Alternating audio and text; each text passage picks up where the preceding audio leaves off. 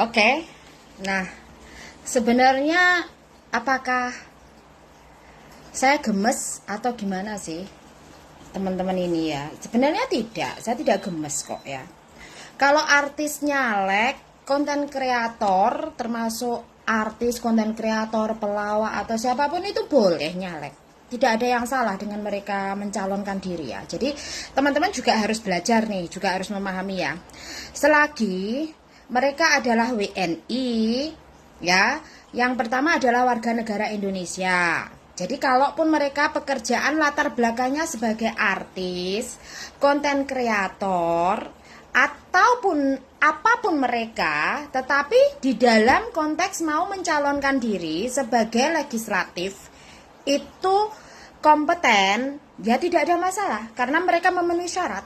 Ya, jadi untuk menjadi caleg atau menjadi calon legislatif, anggota legislatif masuk ke parlemen ya, itu sudah memiliki kriterianya dan mereka masuk dalam kriteria formalitas ya kan. Yang artinya secara prosedural, secara formalitas untuk mencalonkan diri sebagai anggota legislatif itu sah. Ya, jadi teman-teman jangan bilang, "Oh, artis kok nyalek?" Ya enggak masalah. Kalau Anda PMI dan Anda kompeten, Anda diusung dan Anda mau, ya tidak ada yang salah. Jadi tidak perlu dipermasalahkan. Ya, dia aktor, kok banyak aktor, banyak aktris yang sekarang masuk di parlemen, enggak masalah.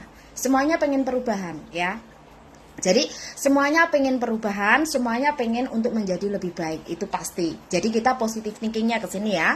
Dan juga kita harus tahu. Nah, secara pendidikan maupun secara formalitas mereka kompeten. Jadi kenapa mereka diterima mencalonkan diri. Tetapi apakah dengan mereka setelah diterima mencalonkan diri pasti dapat kursi? Nah, pertanyaan ini yang sering saya bahas oleh teman-teman adalah, kenapa sih saya bilang kenali partainya, visi misinya, bukan orangnya? Ya, karena untuk duduk di kursi parlemen itu membutuhkan dukungan dan beberapa suara. Kalau daftar menjadi anggota saja bisa, tetapi untuk mendapatkan kursinya ini perlu usaha, Rek. Ya, usahanya salah satunya ya karena dia aktor atau aktris atau pemeran apapun, yang pertama tebar pesona. Ya kan? Yang pertama tebar pesona dulu. Yang kedua, yang namanya kita mengiklankan pasar kita, mengiklankan produk kita, otomatis dia akan memberikan beberapa iklan di mana di sana untuk menarik, ya kan? Untuk menarik.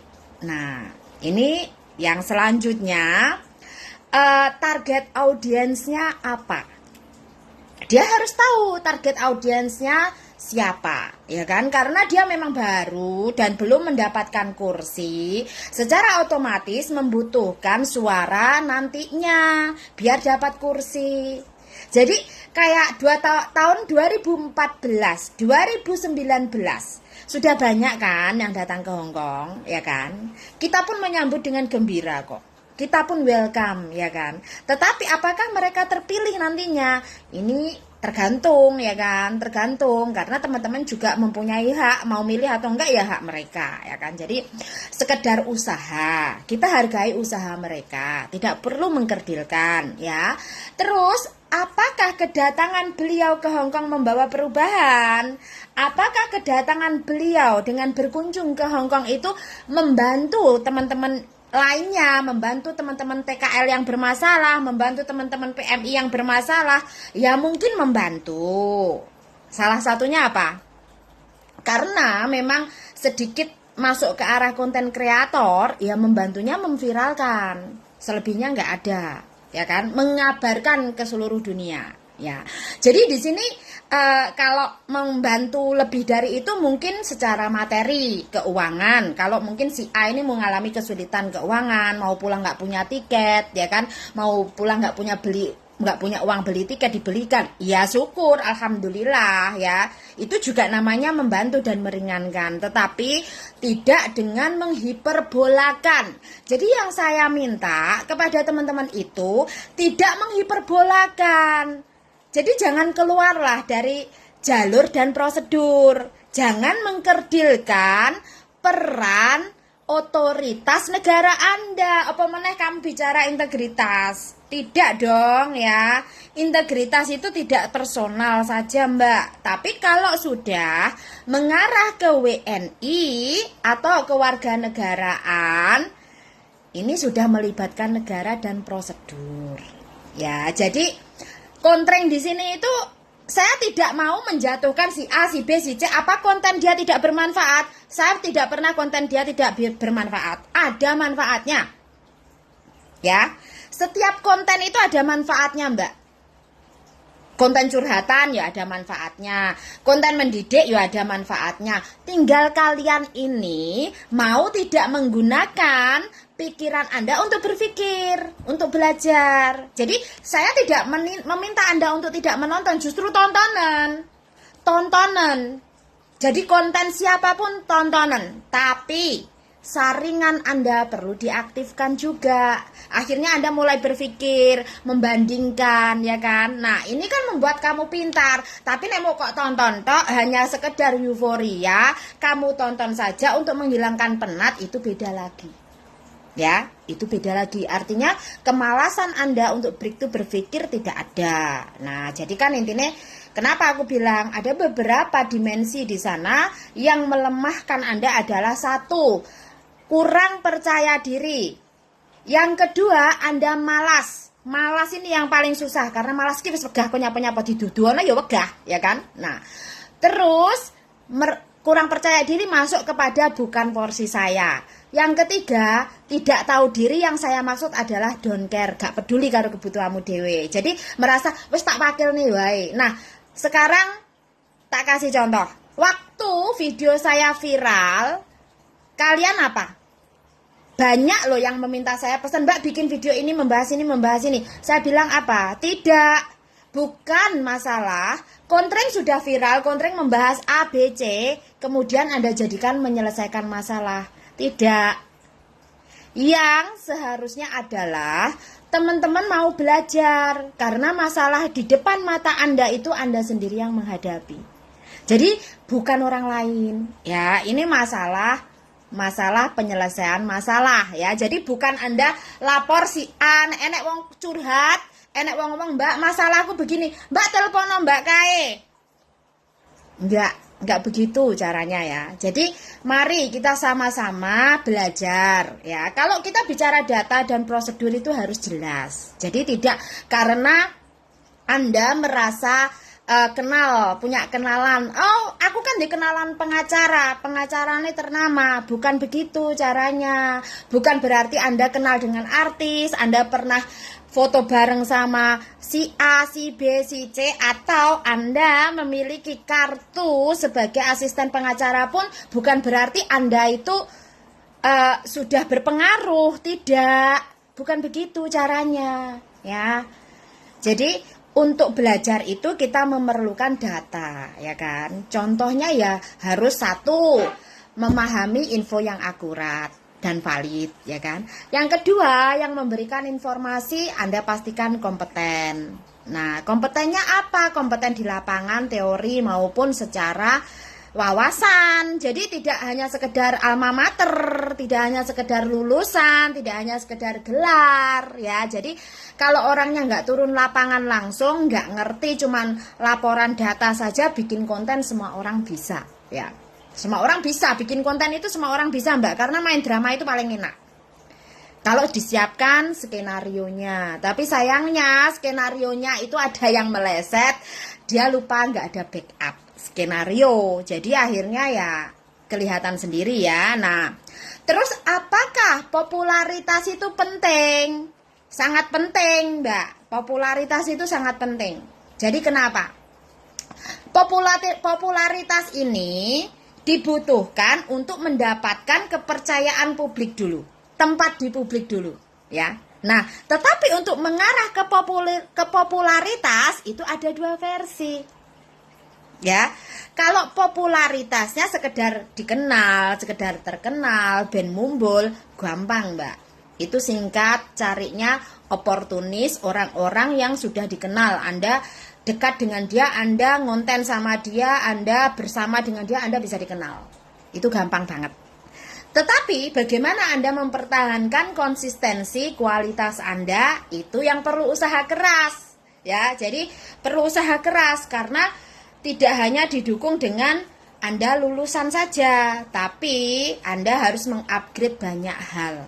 Ya kan? Jadi untuk tetap stay di kualitas dan meningkatkan kualitas, Anda tetap harus stay humble. Anda nggak boleh mutah terus, nggak boleh. Jadi Anda harusnya mengkosongkan gelas Anda, karena Anda itu tidak tahu musuh Anda siapa.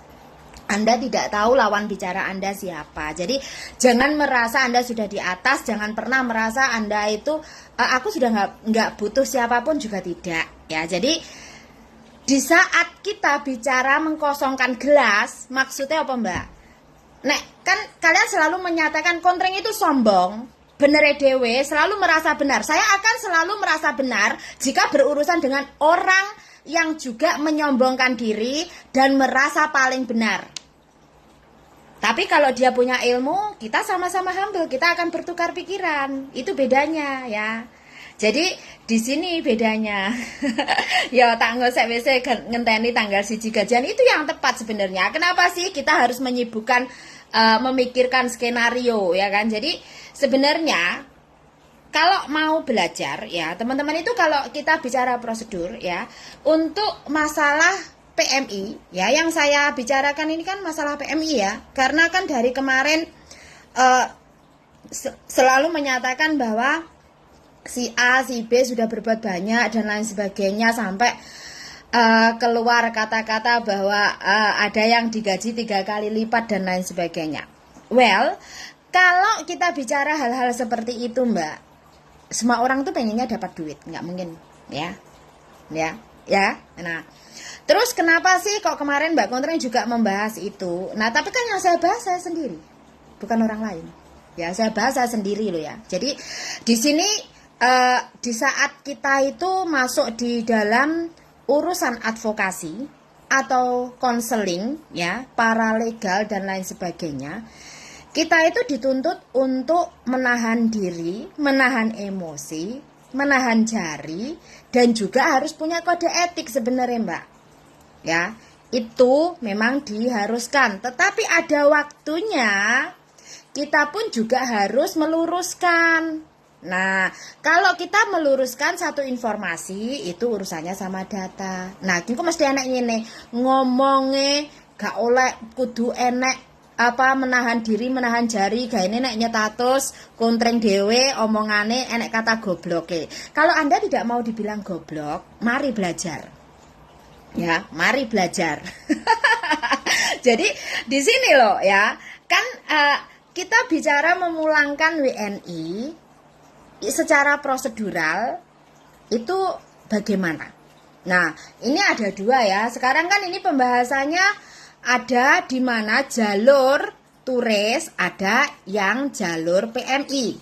Nah, ini ada TPPI, TPPO ya. Jadi teman-teman di sini mulai saya membahas agak lebar ya. Yang melalui turis diantaranya adalah ilegal, jalur ilegal, kemudian dia melakukan pelanggaran. Nah, kalau yang namanya visitor, paspor Indonesia itu ada ke beberapa negara itu memang tidak menggunakan visa aplikasi. Contohnya Malaysia, Singapura, ya, Thailand, Myanmar. Itu tidak perlu menggunakan visa. Ya, untuk berkunjung. Tetapi kalau untuk bekerja, saya yakin semua negara itu menggunakan visa. Oh ya, Makau juga tidak ya, untuk berkunjung tidak perlu visa. Dan Anda akan diberi waktu 30 hari untuk tinggal di negara tersebut ya. Nah, ini kalau kita melewati jalur visitor. Nah, terus kalau ternyata Anda melakukan visitor terus melanggar izin tinggal Anda, kemudian Anda bekerja, terus overstay, itu bagaimana? Ini beda lagi. Ya, ini beda lagi. Nah, beberapa contoh yang mau saya contohkan sudah banyak, nggak ada Hongkong saja banyak. Ya, Hong Kong saja banyak kok yang datang sebagai visitor berharap di sini dapat pekerjaan, ya kan? Terus tertipu, katanya ada pekerjaan sampai sini, ternyata Anda itu tidak punya visa kerja. Itu kan udah banyak nih, ya, yang di Hong Kong ya. Terus yang di Macau juga sudah banyak, ya. Nah, ini sebenarnya kalau kita runut salahnya di mana sih? Nggak ada yang salah. Salahnya apa? Karena teman-teman itu sangat mudah dikelabui dengan sesuatu yang sangat gempar, ya toh, gempar. Jadi sangat memewahkan, menghiperbolakan, itu sangat senang sekali. Jadi sesuatu yang instan itu menjadi pilihan utama teman-teman.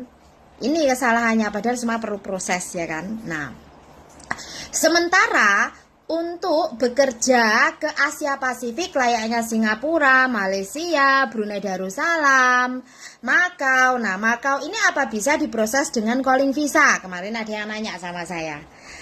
Untuk Macau, karena untuk MOU-nya itu belum ada. Jadi Macau ini memang negara kecil yang memiliki sistem opsional, yang mana mereka sistemnya Anda boleh proses asal Anda memenuhi syarat. Syaratnya ya kompeten itu tadi, Anda dibutuhkan oleh perusahaan atau ada orang atau pemberi kerja yang memberikan pekerjaan, ya. Terus selanjutnya dokumen Anda diproses. Dokumen Anda diproses, di situ ada working pass. Nah, working pass-nya baru dikirim ke Anda itu baru bisa datang ke Macau sebagai pekerja. Kalau Anda datangnya ke Macau sebagai visitor baru mencari kerja, itu dua hal yang berbeda. Terus di Hong Kong juga tidak bisa seperti itu prosedurnya. Kalau Singapura itu bisa, Anda datang sebagai pengunjung dulu, kemudian diaplikasikan melalui MOM, dokumen semuanya di submit ke MOM itu bisa, tidak melalui agensi bisa. Itu di Singapura. Tetapi prosedur negara kita, prosedur Indonesia tidak bisa.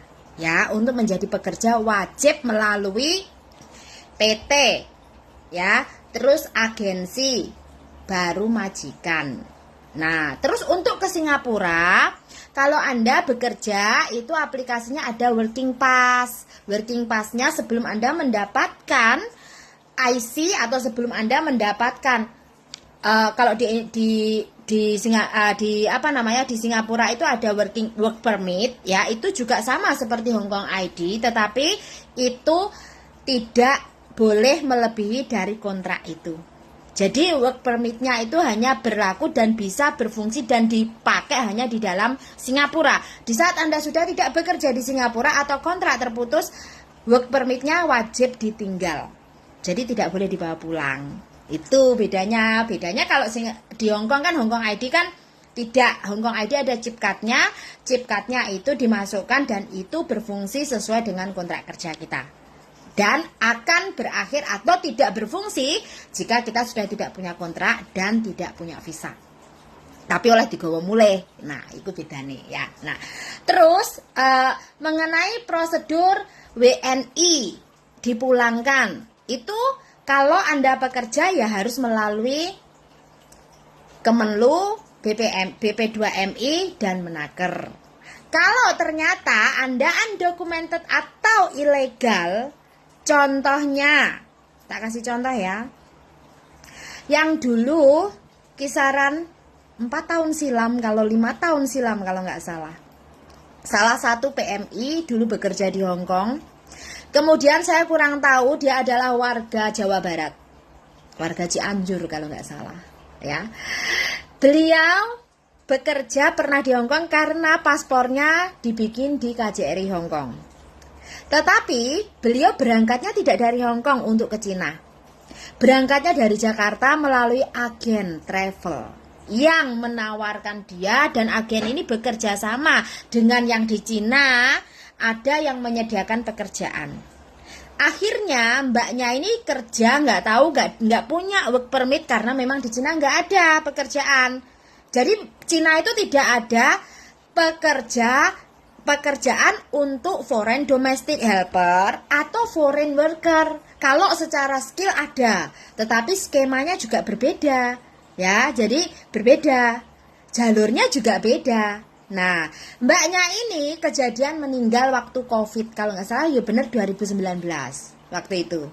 Karena COVID ada baru melanda, mbaknya meninggal di sana, tapi meninggalnya bukan kena COVID ya. Meninggalnya karena sakit stroke. Ya, overwork, sakit, stroke, masuk rumah sakit, meninggal. Terus keluarganya di Indonesia itu ngontak saya. Nah, karena berhubung saya lihat dokumennya, ada pernah membuat paspor di KJRI, jadi saya meminta KJRI koordinasi dengan KBRI Beijing waktu itu. Kita langsung menghubungi SBMI yang di Jawa Barat. Jadi kita berhubungan dengan SBMI Jawa Barat, menghubungkan ke Kemenlu. Dan jawabannya apa? Karena si mbak ini ilegal dan dia datang dengan jalur sendiri, bukan jalur melalui pemerintah loh ya. Dia jalur sendiri. Jadi kalau memulangkan mayatnya, keluarga harus menebus apa? Menebus biaya, menebus overstay-nya, membayar rumah sakitnya. Total keseluruhan 330 juta. Ini sudah meninggal, Mbak. Satu loh, 330 juta ini untuk yang dari Cina. Nah, kalau yang dari Malaysia bagaimana? Kalau untuk Malaysia itu, mereka yang kosongan ini dikumpulkan dulu. Baru nanti setelah dikumpulkan, pemerintah kerajaan Malaysia akan melakukan pemutihan. Jadi mulang nih wong ki nggak siji loro, kudu bareng. Karena ya kuwi danane, Mbak. Danane iki perlu butuh rumangsamu. Piye toh? Selain dana juga dokumennya. Harus melalui permohonan kepada Kemenlu dan KBRI di Malaysia. Isik memohon meneh ning gone pemerintah kerajaan Malaysia. Itu memulangkan. Iku prosedure sing dokumennya aja memakan waktu. Lah kok penak men dolan nang Malaysia nang shelter ngulehne bocah pitu. La ilaha illallah. Percaya sampean? Enggak, yo percaya dadi konten nih, iya kan? Percaya dadi konten. Nah, jadi apakah kok kenapa sih Mbak Kontreng iso ngomong ngono? Oke, di tahun 2017 kalau tidak salah 2017 atau 18 aku lupa. Salah satu WNI, PMI, PRTA di Malaysia meninggal di Malaysia. Beliau adalah dari Bondowoso. Mayatnya itu ditahan kisaran hampir 6 bulan, Mbak. Keluarga di Indonesia itu bingung. Ya, keluarga di Indonesia itu bingung. Terus di sini langkah saya yang saya lakukan apa? Meminta keterangan PT-nya dulu. Kita harus menyiapkan dokumen-dokumennya, permohonan dari keluarga melalui kelurahan. Kelurahan isik melalui BP2MI. BP2MI menaker Kemenlu baru ke KBRI, Mbak. Ngerti? Untuk menembus kelurahan gue angel yoan. Karena wongnya sudah meninggal. Serius ini, ya. Saksi hidupnya ada, saksi hidupnya Jocel kalau nggak salah. Karena Jocel waktu itu yang ngurusi ya. Jadi Jocel itu waktu itu yang ngurusi, yang dia nggak tahu jalurnya, akhirnya nanya saya. Nah, dan syukur alhamdulillah dalam hitungan nggak lama kita mengikuti prosedurnya. KBRI Malaysia awalnya nggak mau ngurusi, hampir nggak mau ngurusi. Kita bilang apa? Ini sudah kita ikuti seluruh prosedurnya. Kalau Bapak nggak mau turun tangan ya kita viralkan. Baru gitu kita itu urusannya. Bukan viral dulu.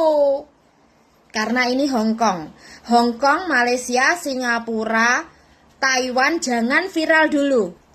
Ya, untuk negara-negara ini tidak bisa Anda mengurus kasus viral dulu baru belakangan, tidak bisa.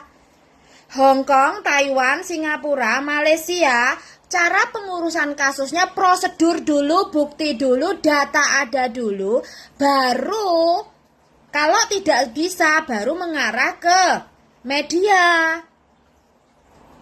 Kalau di Indonesia beda lagi. Indonesia viral dulu baru media, baru aparat gerak. Di sini kan beda sistem sayang. Beda sistem. Jadi ini kali ini juga kemarin kan ada kan di Apa Kabar yang memuat salah satu kasus ya kayaknya ya. Nah di sini saya menjelaskan ya, Hongkong jangan viral dulu. Hongkong itu bukti data ada dulu, bikin pelaporan ke departemen yang seharusnya yang mengurusi, baru Anda itu ikuti jalur. Jadi tidak ada istilah viral dulu, ndak ada. Singapura juga nggak boleh memviralkan ya. Ini catat karena ada undang-undang privasi, ada kode etik. Jadi di sini yang perlu dicatat ya. Kalau di negara Indonesia silakan Anda viral dulu baru mendapatkan atensi. Itu. Nah, karena kita terbawa dari Indonesia, viral dulu. Penting viral dhisik lah. Lain pikir carry. Nah, ini akan membentuk jiwa-jiwa kalian juga di dalam solving problem. Harus viral dulu pokoknya. Viral dhisik. Enggak. Hilangkan ini. Mari kita rubah semua. Jangan viral dulu baru Anda mendapat perhatian. Tidak. Tetapi kumpulkan datanya dulu. Faktanya dulu Anda punya. Baru Anda itu upload. Kalau Anda sudah pegang data, mau di argumen apapun, kalau sudah bicara data kan berbeda. Jadi dari kemarin ada yang bilang bahwa dia itu sudah membantu memulangkan sekian banyak PMI yang bermasalah, memulangkan yang sakit, syukur, alhamdulillah. Tetapi yang saya tanya datanya ada atau tidak, prosedurnya jalur mana Mbak? Kalau memang bisa, kita juga bisa kerjasama. Gitu loh maksudnya. Jadi nggak cuman kita aja yang bekerja, nggak cuman teman-teman PMI aja yang bekerja membantu, nggak. Jadi kan ada pihak lain juga meringankan. Itu tujuannya. Kenapa saya tanya data dan prosedur ya? Jadi kalau Anda bicara masalah hukum dan jalur bilateral, diplomasi, ini sudah tidak lagi pengaruhnya pengacaramu hebat sehebat apa, pengacaramu seterkenal apa, namamu setenar apa, itu tidak jadi masalah. Itu bukan poinnya. Ya, jadi poinnya tetap mengikuti prosedur dan jalur yang berlaku. Dan sekali lagi, kalau kita membicarakan kasus, kita itu harus bicara data. Fakta. Nah, makanya kemarin di saat saya bilang bahwa di saat Anda berbicara kasus, Anda berbicara fakta, data. Nah, kalau Anda masuknya ke arah jalur hukum atau legitimasi, Anda ya harus ke arah pengadilan. Nah, ke arah pengadilan ini prosedur investigasi banyak sekali yang harus dilakukan. Jadi nggak serta-merta laporan terus langsung diproses dan lain sebagainya Anda dijerat, ya nggak bisa. Itu jeratannya memang ada, tapi kan prosedur menjatuhkan hukuman itu kan perlu proses, ya kan? Jadi bukan hasilnya Mbak, tapi prosesnya. Kenapa? Nah, kenapa sih? Engko mesti ana sing ngomong Mbak Kontring kan ngiri, nganan wae, ya. Saya nggak ada poinnya untuk mengirikan kepada keberhasilan orang-orang. Saya nggak ada poinnya mengirikan seseorang yang memang tidak seharusnya saya irikan gitu loh. Ya, jadi kalau ada orang lebih baik dari saya tambah seneng. Ya, saya tambah seneng. Orang lebih terkenal dari saya, oh malah alhamdulillah, wong aku merasa terkenal. Saya tidak merasa terkenal ya. Tapi kalau ada orang lebih terkenal dari saya, ya syukur alhamdulillah. Nggak mesti ngene kontennya kan rapayu, makanya geger bingung gawe konten.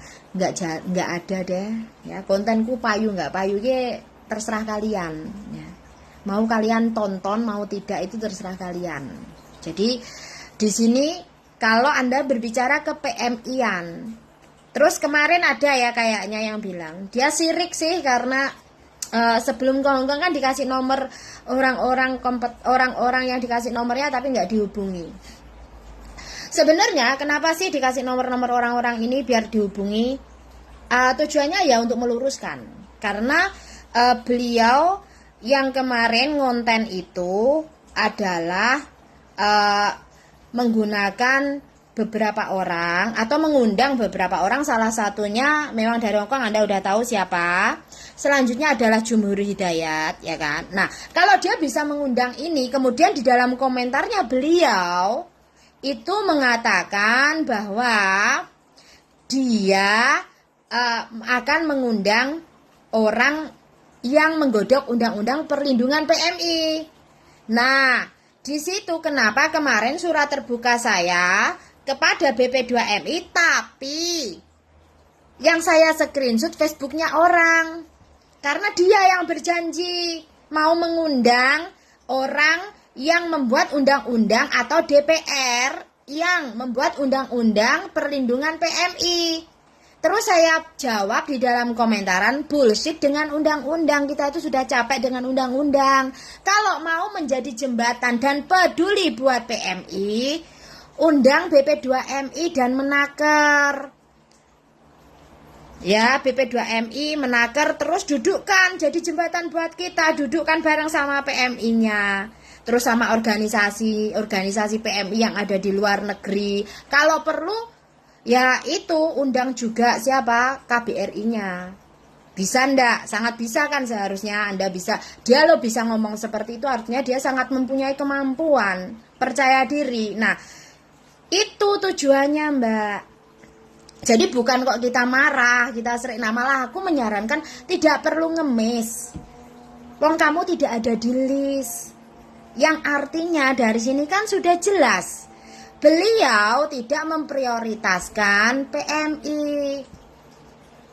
Penak toh, dijak omong, ngerti kan? Kita hanya bicara prioritas. Kalau beliau memprioritaskan PMI dan dia mau mengakui, oh iya aku ki urung pengalaman tentang PMI. Oh iya aku ki sik belajar, meskipun aku wis luwih tua timbang dapuranmu, Treng. Oh iya aku ki sik belajar meskipun aku iki wis duduk ning nggon pejabat. Itu aja kok sebenarnya. Kenapa saya selalu bilang kosongkan gelasnya? Ya ini, kalau soal ilmu, kosongkan gelasmu. Kalau soal ngoceh, Bebek sama Beo lebih pinter dari kamu. Ya kan? Nah, soal ngoceh, Bebek sama Beo lebih pinter. Jadi, kalau kalian itu mau lebih jernih, lebih pinter, lebih objektif, ya mari kita belajar bareng gitu loh. Ya, jadi tidak diperlukan sampai mengeluh-elukan. Saya sudah bilang siapapun boleh membantu. Kalau mampunya membantu secara materi, ya bantu secara materi. Mampunya memberi saran, ya memberi saran. Mampunya berbagi informasi, ya dengan informasi. Tapi jangan pernah Anda itu mewajibkan orang yang Anda cari wajib menjawab Anda. Ya kan? Enak sing muni telepon dicueki, WA dicueki, karena saya tidak berkewajiban menjawab WA Anda. Wis akeh sing WA-ne cuma tak sawang doang, itu udah banyak. Tapi kalau urusan dengan SOS, dengan yang urgent, yang sakit dan lain sebagainya, bengi ya tak jawab. Nek mung kowe arep takon Mbak data ganda iki piye aku balik nah oleh apa ora dan lain, Google wis akeh. YouTube ku mbludak, ya.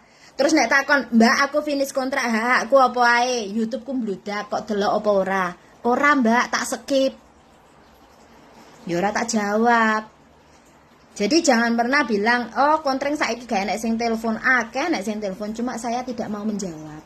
Ya, jadi kenapa? Ya karena memang orang di kewajiban jawabi kalian, itu saja. Wes. Jadi sampai di sini bisa ya dipahami. Nah, apa yang saya posting hari ini bukan untuk menjatuhkan si A, si B, si C. Kamu mau berpikir saya menjatuhkan si A, si B, si C, aku serik karo kae, pikiranmu terserah.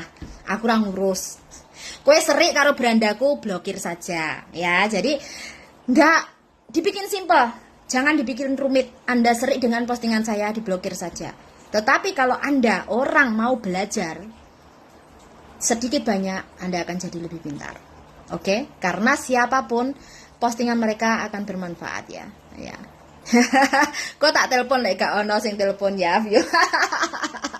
beres ya. Oke ya, sampai di sini mari kita belajar lebih objektif. Mari kita belajar sama-sama menghargai siapapun itu. Cuman jangan terlalu hiperbola, apalagi keluar jalur ya, karena semua ada prosedurnya, semua ada jalurnya. Terus seperti halnya PMI, bukan PMI ya, WNI yang di Myanmar itu yang 20 disekap itu sama ya, itu adalah perdagangan manusia. Jadi itu larinya ke Kemenlu. Jadi itu Kemenlu yang bekerja, tidak bisa individu. Jadi kemarin ada yang bilang, Mbak kalau memang si dia mau menolong kok, kenapa sih dia nggak peduli sama itu WNI yang di Myanmar? Itu nggak bisa Mbak. Jangankan yang itu, ya yang PMI, status PMI juga nggak bisa ya. Jadi di sini ya teman-teman ya, mari kita sama-sama belajar untuk lebih pintar, biar gak selalu dipinteri wong ya. Oke? Nah, sampai di sini terima kasih atas perhatiannya. Nanti videonya akan saya pindah di YouTube untuk di-keep kalau takutnya Facebooknya hilang ya. Oke, sampai di sini dulu. Terima kasih. Sampai jumpa di next sesi.